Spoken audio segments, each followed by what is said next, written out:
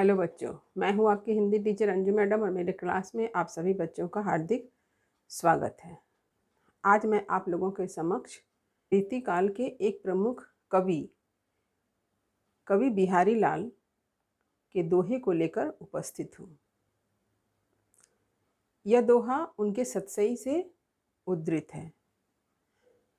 सतसई उनका प्रमुख ग्रंथ है जिनमें 700 दोहों का संग्रह है। उनके दोहे के बारे में यह उक्ति प्रसिद्ध है कि सतसैया के दोहरे जियो नाविक के तीर, देखन में छोटन लगे घाव करे गंभीर। कहा जाता है कि इनके दोहे में इतने अर्थ भरे हुए हैं कि इनके दोहे को गागर में सागर भी कहा जाता है।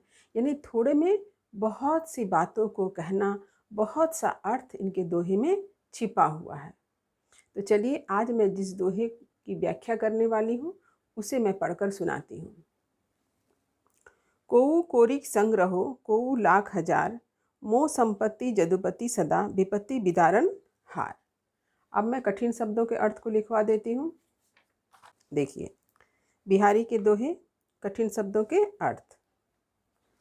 कोऊ मने कोई, कोरिक मने करोड़ों, संग्रहो मने जमा करना, संचय करना, मोह मने मेरा, संपत्ति यानी धन वैभव, जदुपति यानी कृष्ण, सदा यानी हमेशा, विपत्ति यानी मुसीबत, विदारणहार यानी नाश करने वाले। यहाँ पर ईश्वर रूपी धन का संचय ही विपत्ति का नाश करते हैं। अब मैं दोहे की व्याख्या प्रस्तुत कर रही हूँ। देखिए, कोऊ कोरिक संग्रहो, यहाँ पर ध्यान दीजिए, यहाँ कोरिक शब्द है किंतु आपको कहीं कहीं कोटिक भी मिलेगा, कोटिक भी सही है। तो कोऊ कोरिक संग्रहो, कोऊ लाख हजार, मोह संपत्ति जदुपति सदा, विपत्ति बिदारन हार। यहाँ पर कवि ने बतलाया है कि धन संचय, लोग धन संचय करते हैं अपने मुसीबत के दिनों के लिए, लेकिन कवि ने धन संचय न करके ईश्वर रूपी धन का संचय किया है अपनी मुसीबत से बचने के लिए।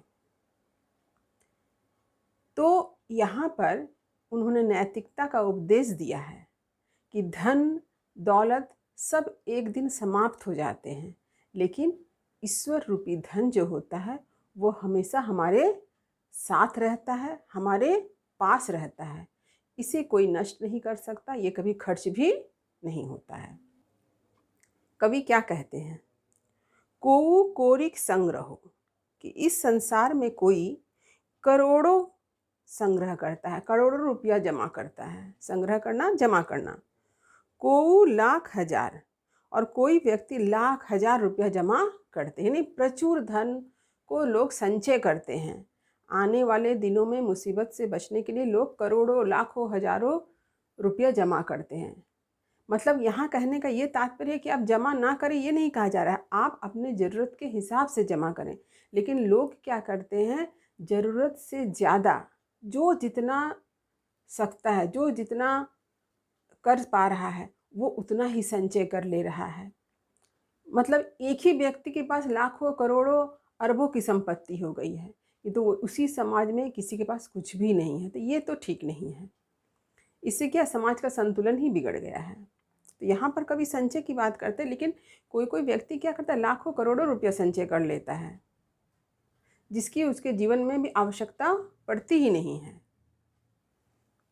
लेकिन कवि क्या कहते हैं, देखिए, मोह संपत्ति जदुपति सता, ये तो मेरी संपत्ति, जदुपति यानी कृष्ण, कौन है? श्री कृष्ण है। विपत्ति बिदारन हार, यानी मुसीबत में छुटकारा दिलाने के लिए, मुसीबत से बचाने के लिए, मुसीबत का नाश करने वाले कौन है हमारे लिए? श्री कृष्ण हैं।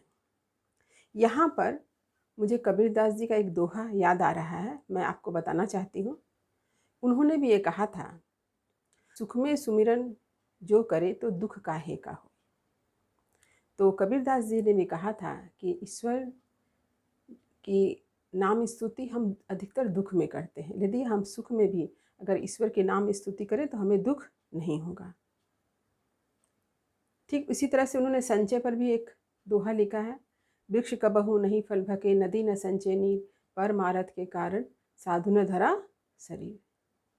यानी ये जो नीतिपरक बातें कही जाती है, ये इसलिए कही जाती है ताकि हम सभी नैतिकता को अपना सकें, नैतिकता के पथ पर चल सकें। तो यहाँ पर ज़रूरत से ज़्यादा धन संचय को गलत बतलाया गया है।